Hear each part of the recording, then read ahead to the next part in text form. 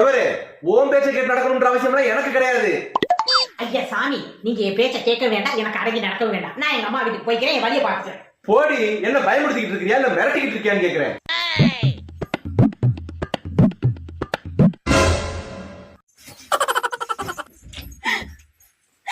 ஒரு நிமிஷம் கூட இந்த வீட்டுல நான் இருக்க மாட்டேன்.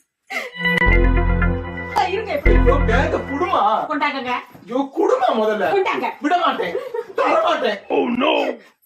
என் மேல இவ்வளவு பாசம் வச்சிருக்க நீங்க இப்படி எதுக்கு இப்படி என் பேச்சு கேட்காம வரண்டவாதம் பிடிக்கிறீங்க? இனிமேல் என் பேச்ச கேட்டு நடந்துக்குவீங்களா?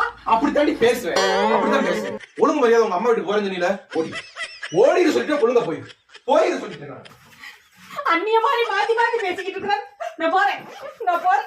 என்ன இந்த வீட்டை விட்டு போக மனசு இல்ல. இதுல இருக்க பாத்திரம் பண்டத்தெல்லாம் பார்த்து பொங்கணும், பார்த்து வாங்கணும். ஐயோ, இந்த மனுஷனால வாய் வர ரொம்ப உளருது.